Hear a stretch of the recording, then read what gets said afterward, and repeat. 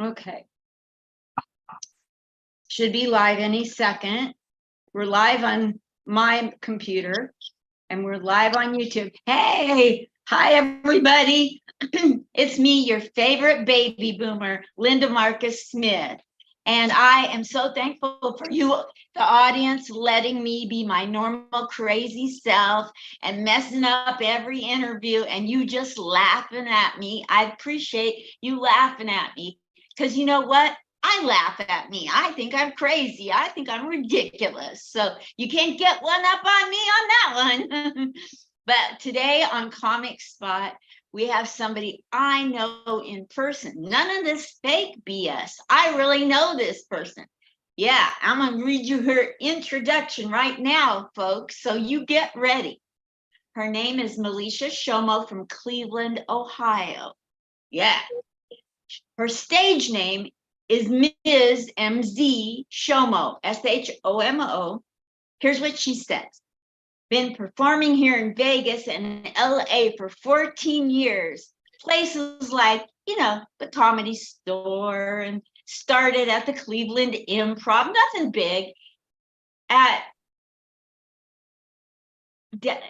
19 years of age at the Def Comedy Jam. Did I get that right? Yep. At age 19, she was on the Def Comedy Jam. What? Wasn't even old enough to drink yet. Wow, girl, that's something else. And here, Vegas opened and performed with many comedians, such as, get this, George Wallace. Does that sound familiar? Yeah, that's right. Still touring the nation. And I should have put on my glasses. Still touring the nation of comedy stages today. God, if I ever get through an introduction perfectly, you guys will probably drop dead. You know I mess up intros. But look at her wine glass over there. What's she drinking today? It's got great. What is that award? What is it?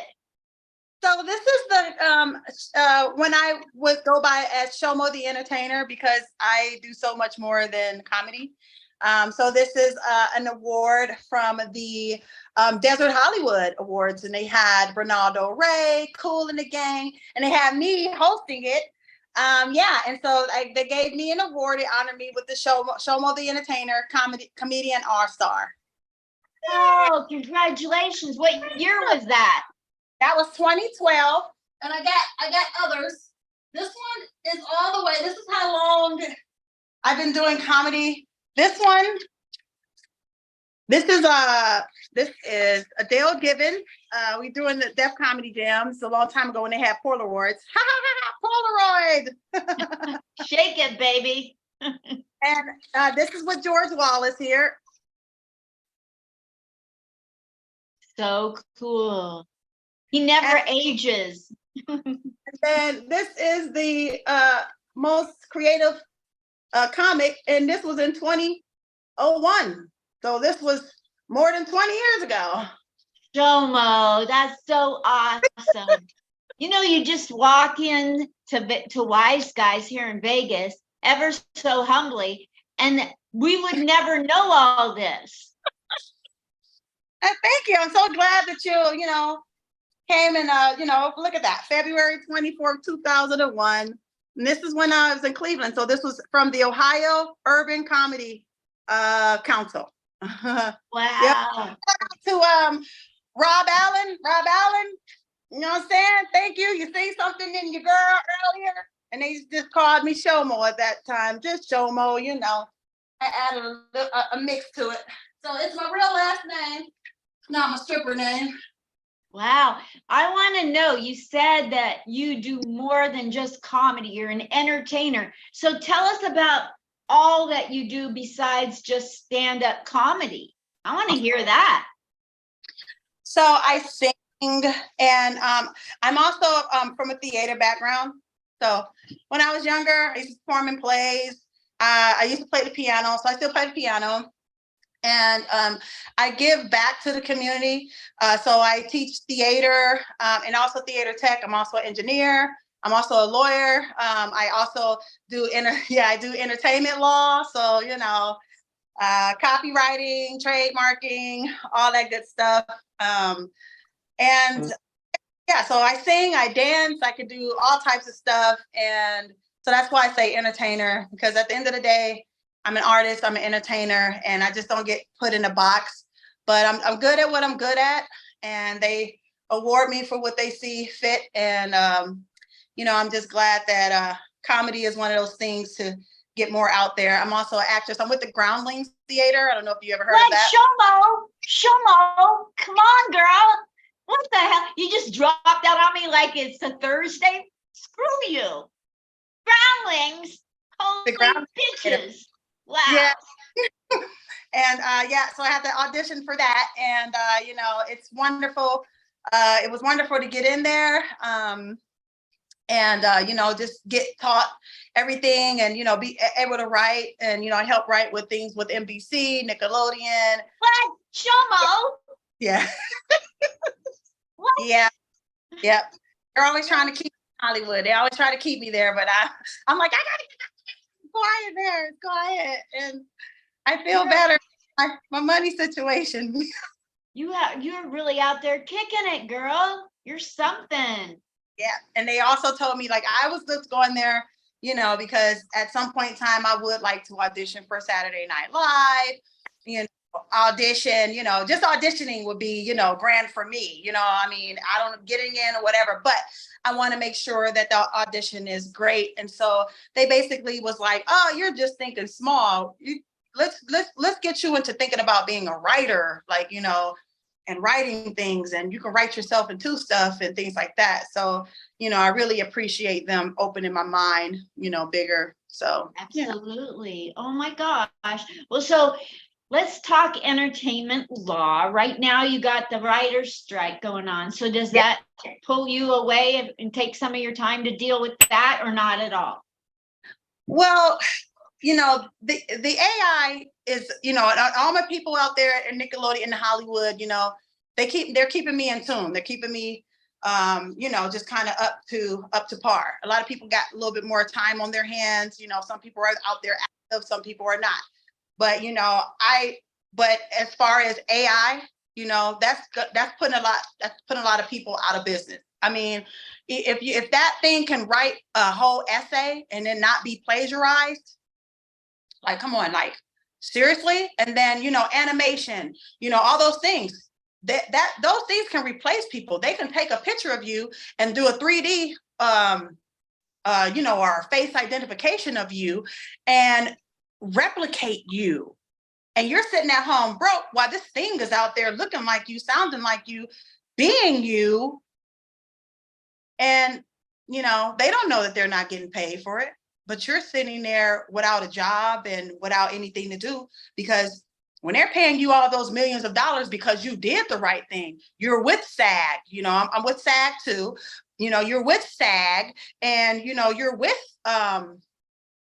you're from the pay that you've been getting, you have this lifestyle now that you have to keep up.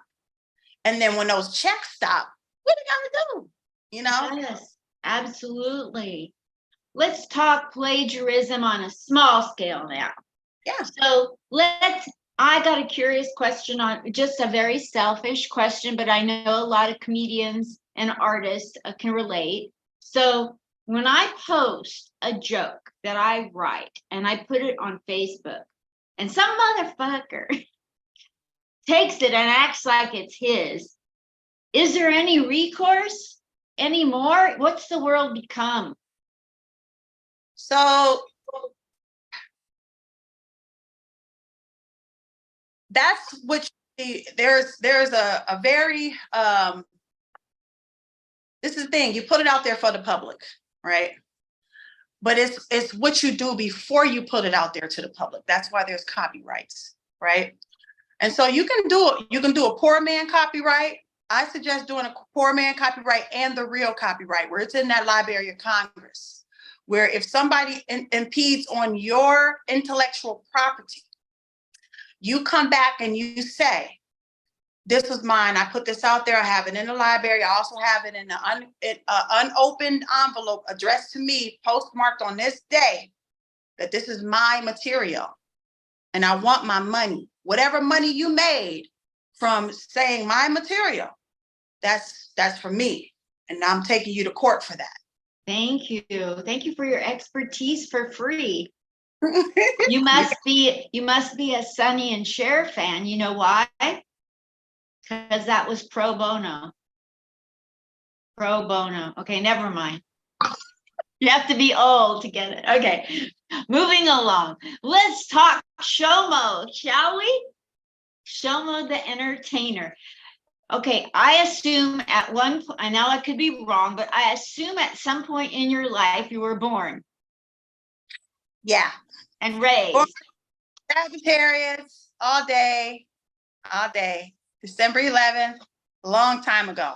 And, and you know, I was reading at 3, and I have a memory that extends back to, I don't know, maybe I was like, I don't know, 8 months to 1 year old. I can remember stuff vividly. That's why I went into law, because I just knew I just can memorize a lot of things. And, you know, but yeah. So I was born. Are you like the lady on Taxi that can remember what day a certain date was? Yes. It's a gift and a curse. It's a gift and a curse. Yes. Okay, back to you. So yeah, I was born. So what else? So you were born in Cleveland, raised in Cleveland? Yeah. So I was born in Cleveland, and I was also raised in Chicago. So born in Cleveland, and then at about like 4 or 5, we moved to Chicago for a while. So I got to do that. I'm from a family of 9 now. So I think the Cleveland and the Chicago thing, you know, got to me. So when we were in Chicago, I have 6 uncles, 4 aunties, well, 3 aunties, you know, including my mom. It was 10 of them. And, you know, they all stayed on the same street. So it was my uncles next door. They played jazz. They made jewelry. They would make us jewelry. We'll sit there and watch them make jewelry. They were entertainers. They would come and they would, you know, tell us jokes and, you know, all that good stuff. We would sit down in the, you know, in the room for all the kids. You know, I had lots of cousins. Our family was big. So, you know, we had this, grew up in this world where it was jazz playing. It was music. It was jewelry being made. It was, you know, laughter all around. We had big watermelons, you know, and they would cut them up and we eat them on the floor on newspapers. My grandmother had a garden in her backyard. And she said, go pick us a salad, you know, that type of stuff. You know, it was always something going on. It was always fun. You know, they would come out. I remember my uncle, he told us to come downstairs, play the bongos, and somebody was on there playing. They were crates, but to him, they were bongos. They was playing bongo crates. And, you know, and it was just, and everybody knew each other. So you go down the street, they know you, you know, and I was a tomboy. So, you know, I'd be out there climbing poles and, you know, and just doing stuff, running around, swimming. It was pending candy stores. You know, just all the Chicago things that you can think of, the pizzas, the submarine sandwiches, you know, the subways, you know, just, you know, and we grew up Muslim. So, you know, I went to a Muslim school, skipped kindergarten because I was reading at 3. And so, yeah, I conceptualized things at 3. I knew what to say. I knew what not to say, kind of knew my place. And to me, I thought that was pretty amazing. I started working on computers. I would be on computers and everything. I don't even know why. But yeah, my name is really long. Oh, look at here. I got something on here. This is my whole name here. Let me take this. Yeah, it's long. 13 letters, 5 syllables. So, you know, Maliesha the One, or Maliesha Dayan in French. Yeah. And so just, and, you know, I have a lot of siblings, so we're like stair steps. So it's 8 girls, 1 boy. Yeah, fun. And lots of drama. The boy was at the end. So, they had another child thinking it was going to be a boy, and it was a girl. So, and I was right in the middle, and I was a middle child. So, I got hand-me-ups and hand-me-downs, and, never enough love for me. And, but I was, basically the boy of the family. And I also was the entertainer of the family. So, I would sing, I would dance. If we had, Apollo night, if we were playing Apollo, I was the MC. So Steve Harvey, who's from Cleveland.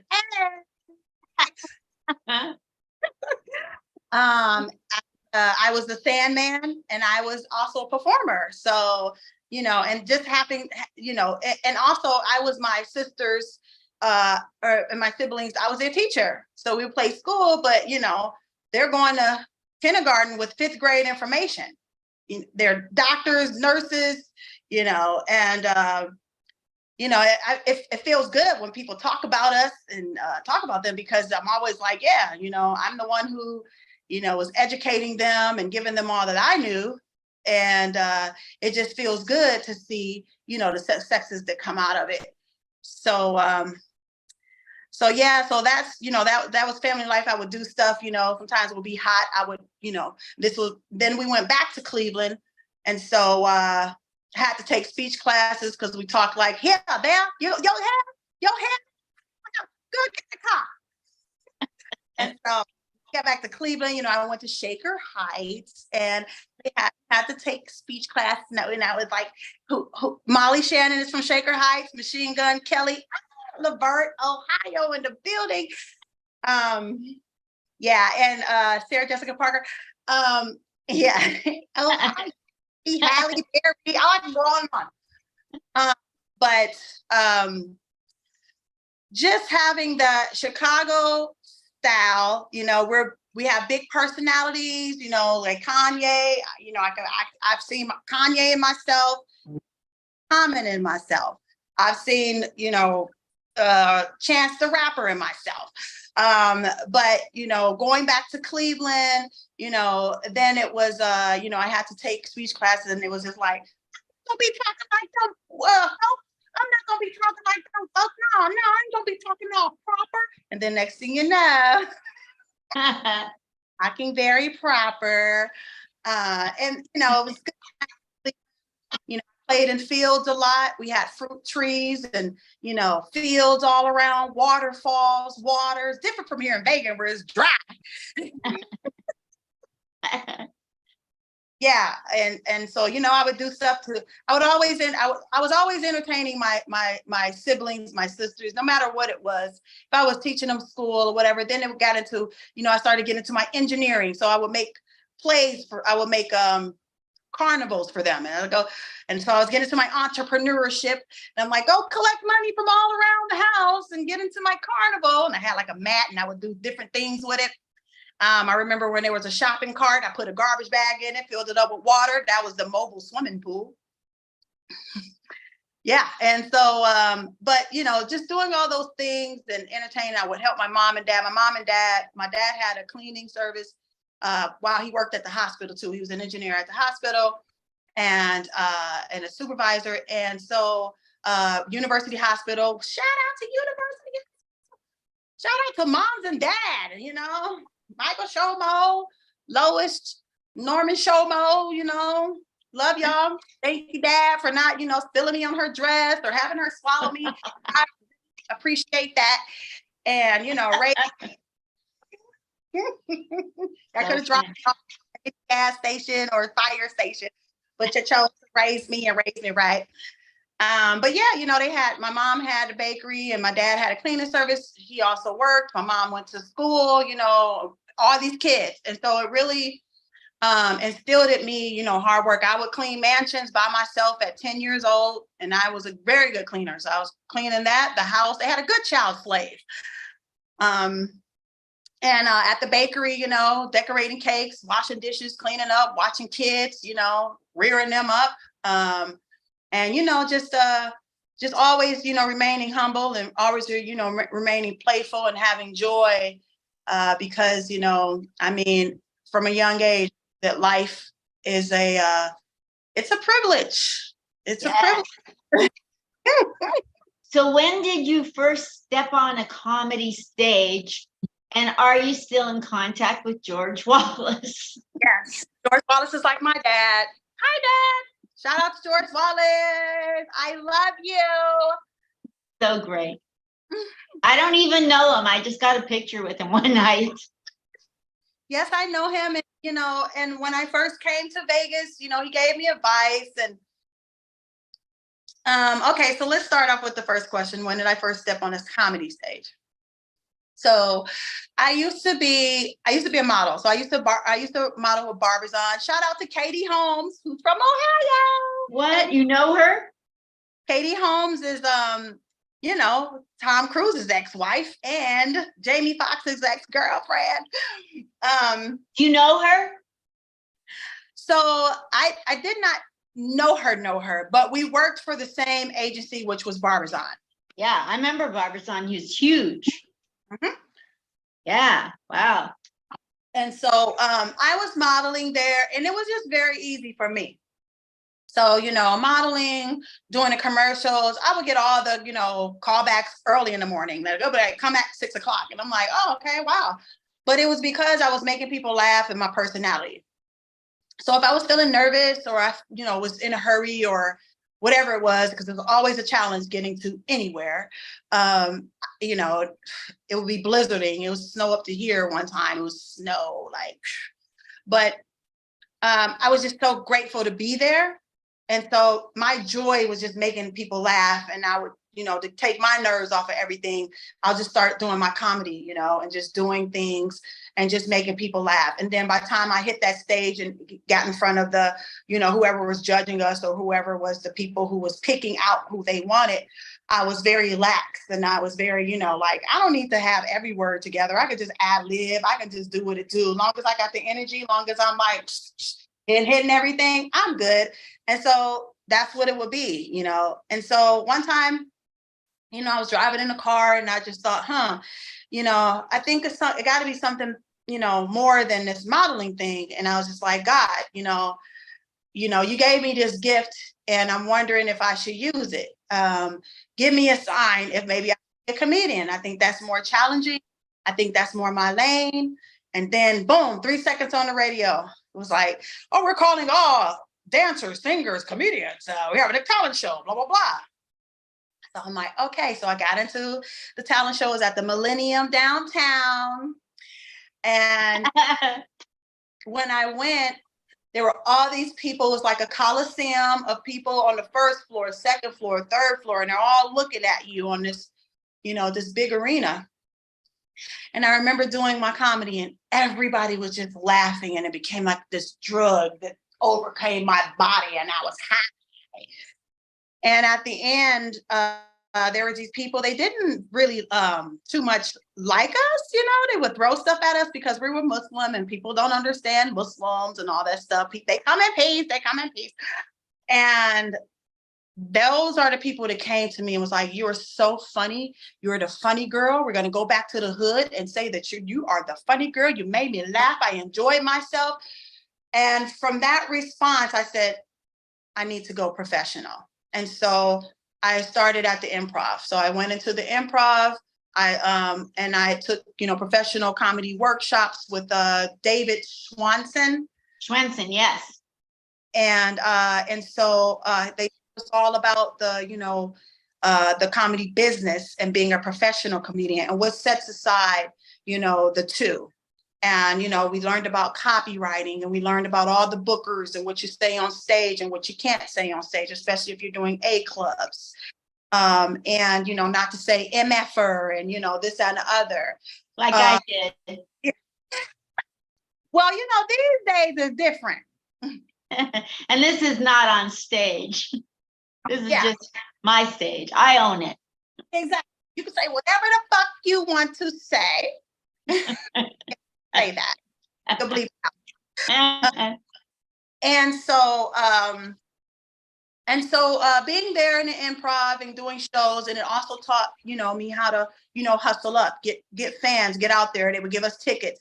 So, I'll be on the corner with the dope dealer selling my tickets. Putting the dope dealers out of business. We outside of the clubs, putting them on the car, putting tires in cars, and even with, guys, even with material. Some guys, they said, okay, I'll let you on the show if you do my material. Or I'll let you on this show if you, and I've done that. I've done that where I did this guy's material, totally bombed. It's horrible to do that to people. Yeah. And he bombed the whole night. And so I did a couple of his jokes and they bombed, and then I just went into my own thing. But it was all good. And so I learned that you just don't do other people's material. Like, yeah. If they pay you a good amount of money, okay, but you got to practice with them. You got to make sure that it might not, resonate with you, but you have to find somewhere to resonate. It's just like acting. And so I did not, act it out. I did not rehearse it or anything like that. I just went up there and did it just because I never did anything like that. So when they didn't hit, it was like, okay, you know what? I got to go back to what I'm doing, because I'm here to make people laugh. I'm not here to make people like, look like, really? Quick lesson. But it taught me how to get out there and hustle, go and, go to the clubs, go put those flyers out on their car window shields, go put them out there, and talk to people. My family, they also backed me. My dad be like, hey, there's a comedy show here. He would come to my comedy show sometimes, at the Improv. And then the Improv had people coming in like Def Comedy Jam. So Def Comedy Jam came, and I was only 19. And so they came, and then they had like this competition. And then I ended up about to win the competition, but I wasn't old enough. So they was like, you got to be 21 to win. But they still let me perform. And, they just told me what to do to disqualify myself, which was great, And then every year that they would come back, I would be on their stage until I turned 21. And then I was able to be on the road. 20, so at 19, went to the finals, so I got to be on the radio. So everybody in Cleveland heard me on the radio, everybody at my school. And, I was kind of like an odd person in school. I mean, I was a typical theater kid. When I was in 7th grade, I did a show called Chicken Little. And, I sang my heart out with that. I sang Mary J. Blige, You Gotta Believe. Mm-hmm. You gotta believe. You gotta believe. Gotta believe in me. You must believe. And I thought I'd toe it up, honey. Yeah. And so when we went on the, the casting call, when you see your name on the list, who's got in, I was turkey lurkey. I was so upset that I was not Chicken Little. But you know what? When we actually performed, Turkey Lurkey was the star of the play. And I got a standing ovation. And I didn't even know. And so, after that, and people, when I even auditioned for, so then we had to audition to be in the high school theater program. And so, I just remember being there. And, Shaker Heights, they're pretty privileged kids. I'm from a family of 9, I ain't got nothing. I'm a child slave. I got on some hand-me-ups. I had on a t-shirt under a t-shirt. And, all these kids were coming with monologues. They had monologues and all that stuff. And I'm like, I ain't got no monologue. I don't know what to do. And I just was like, what to do? And so my little voice was like, do Cinderella. Play all the characters. Play the mama, play Cinderella and the stepsisters. I said, well, how do you do that? It's a shirt. That's a prop. Put on the other t-shirt. And I did it. I put it over my head, and I went and I looked around, Cinderella. And then here I come, and I'm telling my sisters, like, look at me. And then I had them attacking me, so I drug myself all across the stage. I used my feet to, slide back, and I drug myself all across the stage to the outwards. And I just remember these 2 Jewish guys, because it was a Jewish school I went to, Shaker Heights. And they said, and they would make fun of me all the time before all of this, and they would always pick with me, we have music together, and they would always pick with me. And so when I were they done, nice about it? no, they were hurtful. Oh, But so when I got off the stage and they seen that, and their jaws dropped, and they said, we have a whole new respect for you. We respect you. Like, that was dope. Like, we didn't even know you had that in you. And, from there on, I'm like, okay, I move people, even with the turkey lurkey thing, like, they gave me a whole standing ovation. And, my parents they couldn't be there opening night. They eventually came to a show, but that opening night, you go, they have a party, and I just remember being there alone, nobody there. I didn't really know anybody. They was playing Jenga. I didn't know how to play no Jenga. I knew how to play Uno, spades, tunk. What? So, I sat on the stairs. I just sat on the stairs, and all the parents came over there, and they crowded around me, and they said, you were so awesome. You were so awesome. We was going to sleep, but you woke us up. I said, I ain't gonna lie, I'll sleep too. My understudy, I had an understudy because, I was late all the time because my parents had all these kids, and so we had to drive all the way across town. And so I had an understudy. So my understudy nudged me. I was asleep on that stage because we had music stands, and that's what they had the script on. I thought we was going to be moving around and doing all the stuff, which we did sometimes.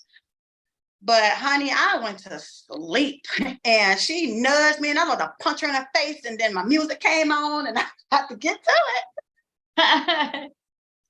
And so, I sang that song, and it's like, American song. I'm a North American bird. I love the red, white, and blue. I'm a North American bird. I love the red, white, and blue. And when I hear a band play the song of this land, I get goosebumps exactly like you.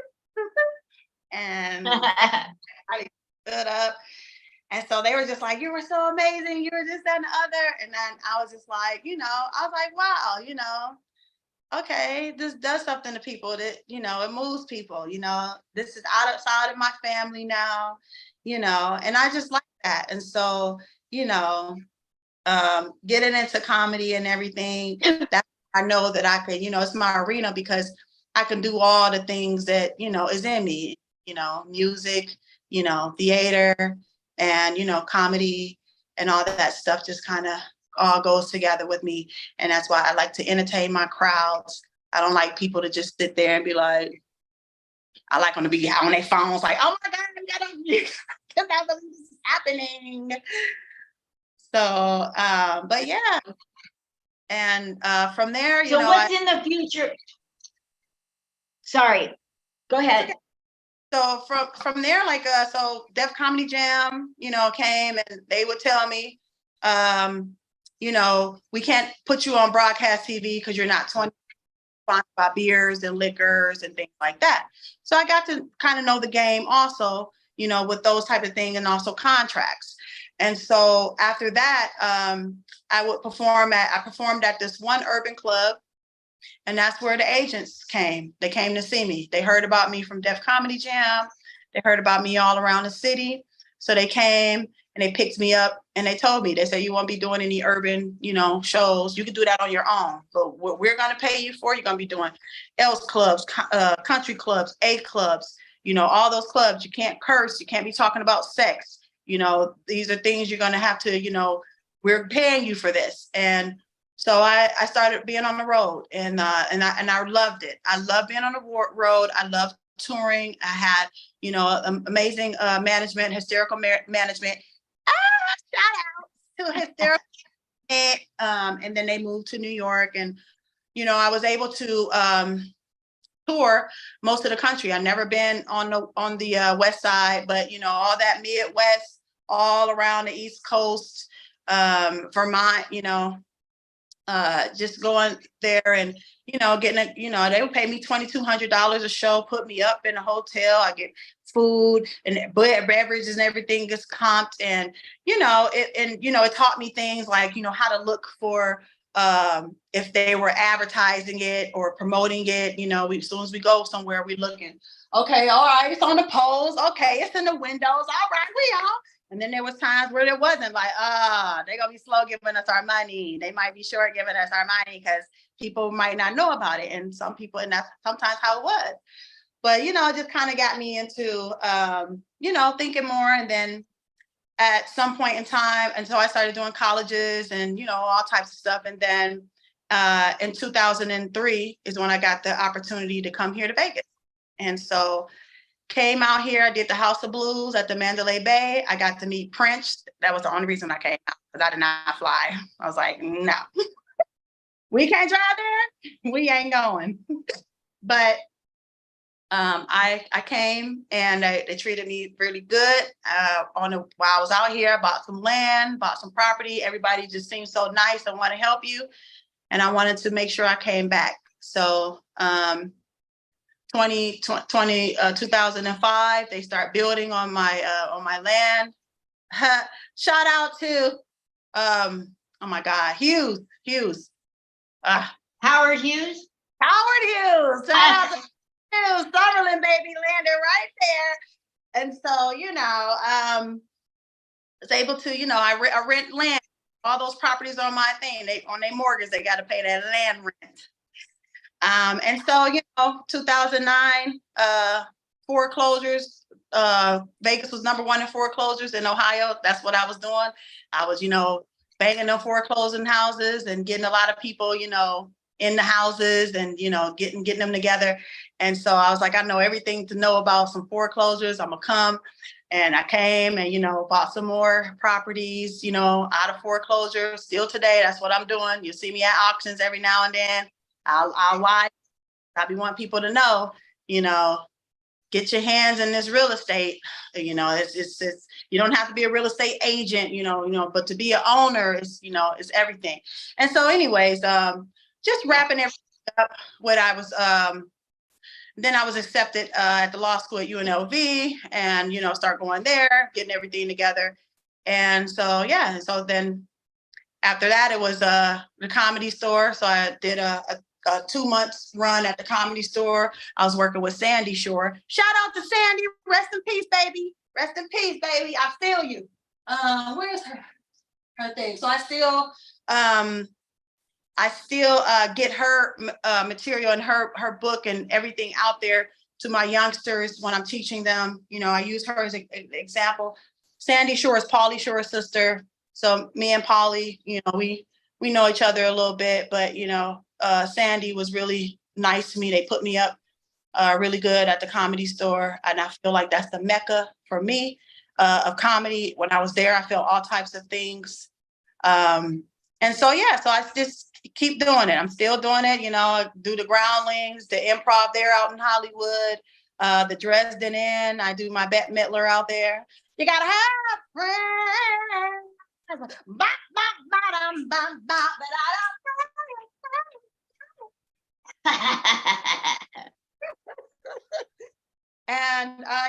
so yeah. Wow. So what's next for you? Where are you going to be performing? What are your goals in your life?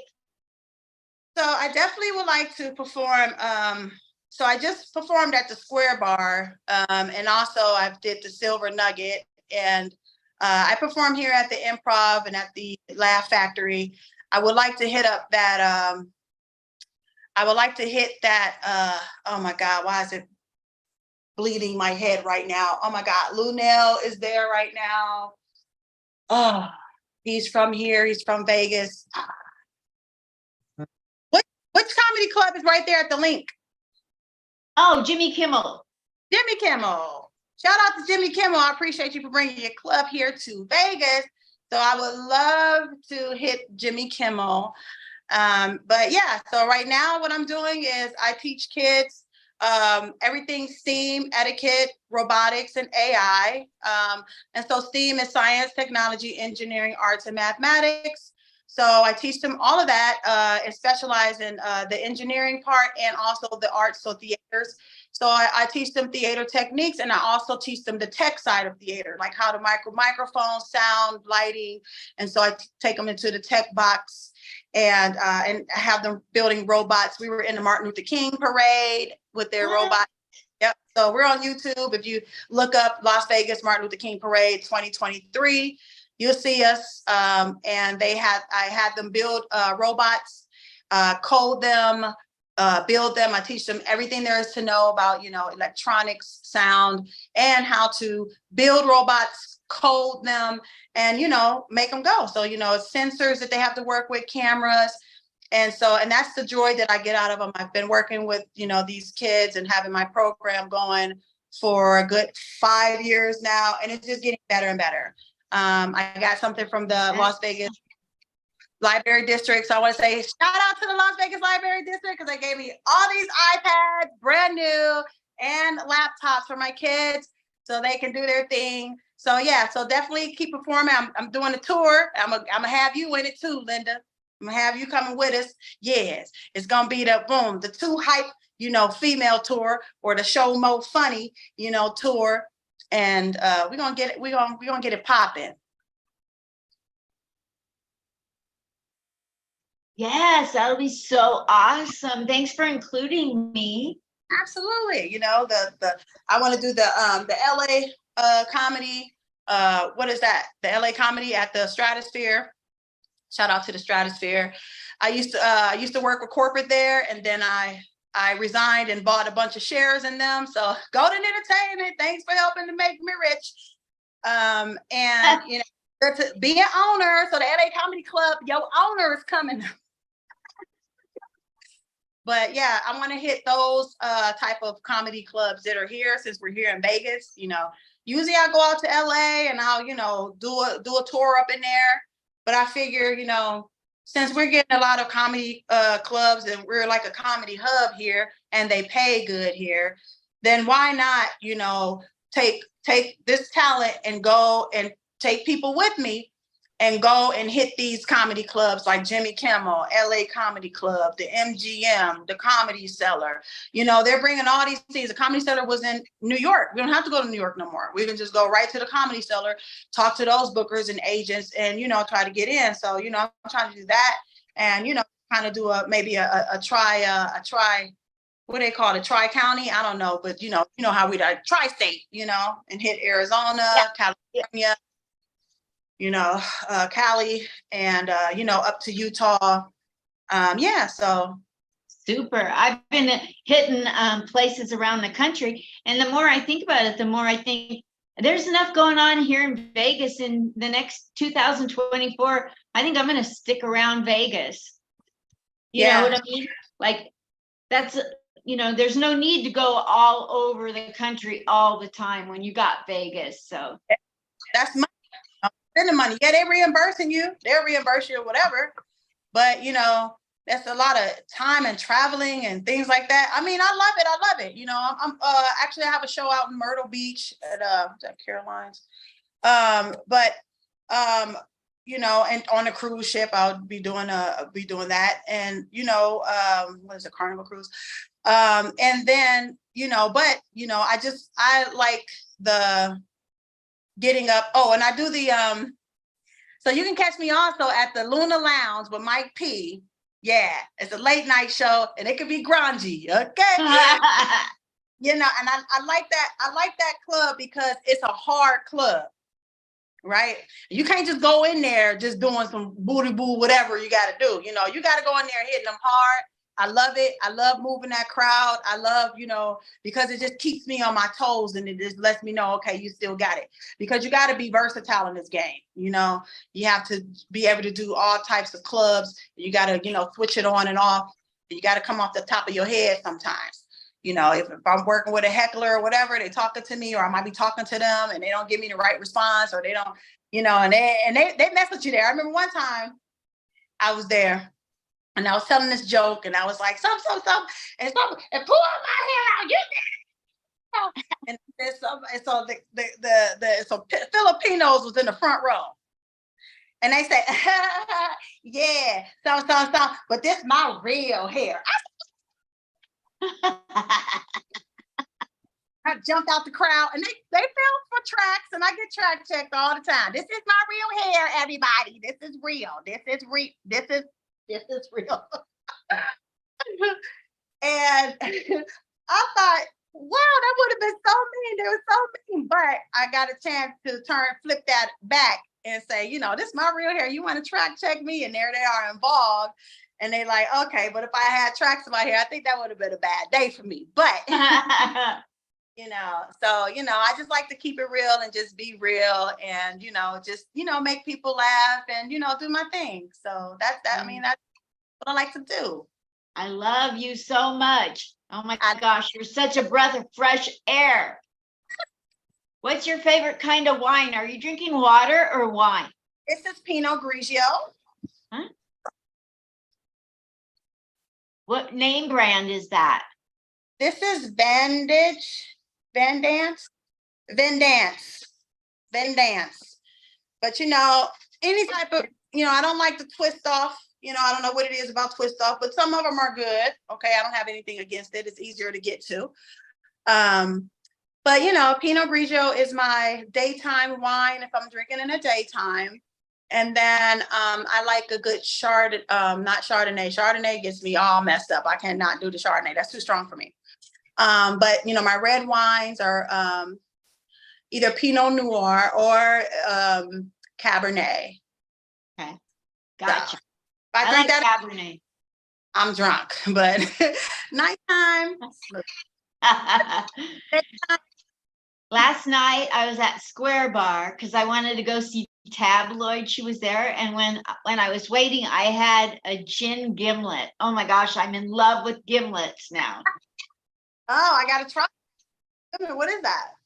It's gin and some kind of simple syrup and 2 tablespoons of sugar on top of the syrup. So it's a bit sweet, but it's tart. So I think like maybe pineapple or lemon, or it's not very complicated to make a gimlet. Let me see. Mm-hmm. Shout out to Dennis Lavender at the Square Bar and at the Silver Nugget. And as he would say, I'm the one on their promo who has someone in between my legs and we're standing up and I'm riding face. So that's me. And ladies, you need to just do that a little bit more these days because it's fun. Let's talk about Dennis Lavender. He fills up clubs. People come to his hosting is so incredible. It's like a master class in how to keep the show going, how to add stuff, how to keep the energy going. I mean, sometimes people say, you know, he's talking too much. I don't care. It's like a master class. Yes, he is. He's just so good. You know, I MC Engineers Week here at the Orleans, and you know things happen. Like the sound or something went out, and I had to keep it going. So I shouted out some people who were there. I also start singing John Legend, who's also from Ohio, and you know they got their phones out and they're like, oh. And you know they're like vibing with me, and these are like engineers, like they're crying strong a little bit, but no, they let loose, and it was wonderful. I emceed the 10-year anniversary of Real Talk. Shout out to Cherie Cornell. Real Talk. Shout out to Brooke Diddy. Yes, from the National Society of Professional Engineers. But when you're doing these things, not only does it come for comedy, but for me, it comes for a lot of other things that I was doing. Like with the kids, they had me, spotlight what I was doing in the community with the kids and everything.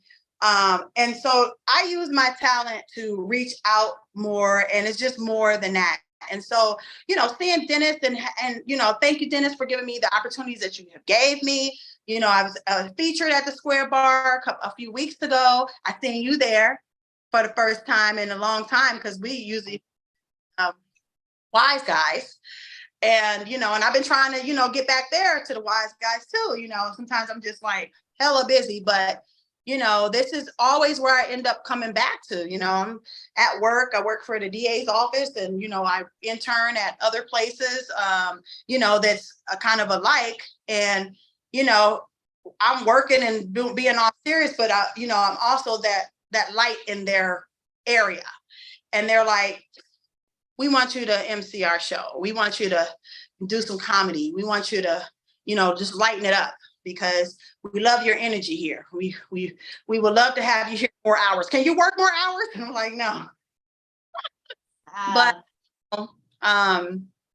it's a wonderful feeling when you have people come on, because I just knew about Dennis Lavender not too long ago, and to see where he has come, and just I remember when there was nobody in that club at the Silver Nugget, but after coming there, it's filled up. Sometimes you can't even find a seat. And so I love that, he's a new face on the scene, and he's doing it, and he's giving us opportunities, because me, it's a opportunity, because I've been in a lot of circles, and I've gotten out of those circles, and then it's like, where am I at? But he's helping me to get back in there, Yes. So awesome. Well, we're at the end. I'd like to give you the floor to say anything to people, whether they're regular, normal people that go to comedy shows, and you want to tell them to loosen up and come ready to laugh better, or you want to talk about all the pain in the world through all we've been through, anything you want to say to people. I would say, don't give up. Like, when you say what you're going to do and this, that, and the other, it ain't nothing to it but to do it, right? Don't give up. No matter what anybody says, be your authentic self. Be you. Do you. Stay in your own lane. You don't have to copy nobody. You don't have to sit on there and be like, oh, she's prettier. Oh, she has this going on. No. Look in yourself and say, you know what? Either I can do that, or I can do anything that I want to. I'm using my talents to max it out at the most, to become the best person that I can be. Also, for people who come in and, come into the shows, like, life is not that serious. Like, it's not that serious. Like, be able to laugh at yourself. Be able to look in the mirror and be like, this is going to be great. Be able to, somebody's yelling at you. I've had lots of people yell at me, be angry at me and everything. And sometimes I'll be wanting to be angry back, but I have to be like, it's really not that serious, and my health is wealth. And I'm just going to laugh, and I'm just going to talk to him with a soft voice, like, really, for real, like, it's not that serious. If I came to you in some type of way, why you at me like that, like, my bad. Like, sorry, I did not, that was not my intentions or anything like that. Like, just let me know what I did to you, so I won't do that to you anymore, because that's not what my intentions was. Now, if it was my intentions, then it's like, whatever, suck it up.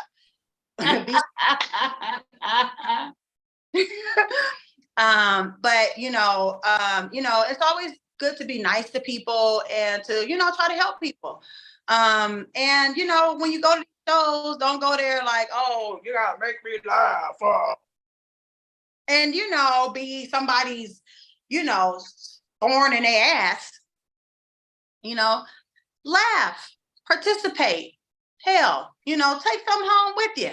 I teach while I'm up on the stage too, So I want people to go away with something, and I want it to be something positive, So, that's what I would say to people, be yourself, do right, help somebody, be nice, and don't give up. Don't just put yourself in a little box. Be all that you can be. Like the Army, be all that you can be, and try to figure out your purpose if you don't know your purpose. Wow. It's helping people, making people laugh. Even if it's making people laugh, I'm helping somebody. People, helping people, through whatever I can do. If I'm doing law, if I'm doing business, if I'm doing engineering, if I'm doing, whatever I can do to help somebody, that's what I'm doing. Because when I get out the bed every day, sometimes I don't want to get out that motherfucker. But I say, you know what? Somebody need me, and ain't nothing to it but to do it. And I got to get up and do it. And so, just love yourself. Love yourself. Take care of yourself. Feed yourself. And then you can help other people and feed other people. Just like they say on the airplane. Put your oxygen mask on first before assisting others. Get yourself together first. And then you'll be able to help other people in the right way. So I just want to say, God bless y'all. Do what you do. Thanks so much for all your support. Thanks for supporting comedy in general. Thanks for supporting me. Thanks for supporting Linda and everybody else in this game. Everybody who's given us the stage, Dennis Lavender, I remember Diaz Mackey, Mike P, Jimmy Kimmel, who else? Pauly Shore. I appreciate Pauly Shore coming because they was in LA. And I had to go way out to LA all the time to go do the Comedy Store. And, sometimes I was traveling, during the week, going there because I had to be there like twice in the week. But, I really appreciate him coming out here and bringing that to us and having a standalone comedy spot for us. And I believe that speaks volumes. I feel his sister around me. I feel, that connection. And I'm just saying, like, people, bookers or whoever, put me on, what I'm saying? But, put others on, we out here just doing what we love to do. And it's good to get paid while we doing it. And it's also great to feel appreciated. And that's why I appreciate, Dre Banks, I appreciate you, Dre Banks, for, giving me awards like this. It helps me to keep going. Who else? Oh man, I can't even think of her name right now, but she used to be at the Dirty Dogs. Darn it. So mad at myself right now. She's blonde now. She's a hairstylist. Angie Crumb. Angie Crumb. Shout out to Angie Crumb. I appreciate you because you put me on too out there. I remember we went out to the Dryer, Nevada. And, it's this little club and, she paid me, we ate good and all that good stuff. And then she had to go to Cali and I'm glad to see her back, And so, Angie Crumb, all of them, everybody, Tickle Me Entertainment, Sapphires, all of them, y'all help to keep us going. And we really, appreciate you. I appreciate you. And I appreciate you too, Linda. Thank you for this. And I appreciate Thank you so much. I appreciate you and I appreciate everybody that's helped Shomo. Let me just say that right now. If you've helped Shomo, you're welcome to come on this show. I'll do anything I can to help whatever you're doing if you've helped Shomo. Yep. George Wallace, I appreciate you. You've been like my dad. You've given me so much great advice. You've just given me so much. I just feel so wonderful. Luke Collins, y'all gave me a chance at Metro Police Department. I did a show for them before, and at the Cashman Field Center. And, I still have that award. I still have the memories. And it means so much to me, that I've been doing this for over 20 years now. And no matter what, it just follows me, even when I try to shake it off, like, oh, I'm just going to go and be a professional. It's like, I'm back and it's going to help you be a professional, And so all the schools, UNLV, shout out to you, Sam Boyd Law School, shout out to y'all. I just appreciate, everybody, my whole family, my mom, my dad, everybody who supported me and just keeps lifting me up and just keep me in the loop. So thank you. You're such a bright light. I enjoyed every single second of this. Thank you so much for sharing. I appreciate your coming on.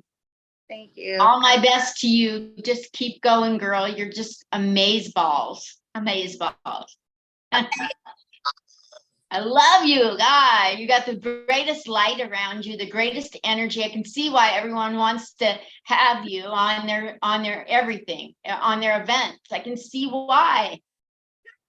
Well, I thank you. When I met you, it was wonderful. You were a great light in my life. You took me right under the shoulders.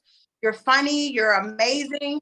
And, you don't get that every day. You do not get that every day. You are like the only female, you and I've also got with Kitty Pineapple, and, I mean, it's just wonderful to have, good women and, seasoned women in the game. that got things going on, big things going on, to, you know, just kind of come and say, hey, what's up? You know, hang out, show love, all that good stuff. You know, don't want from you.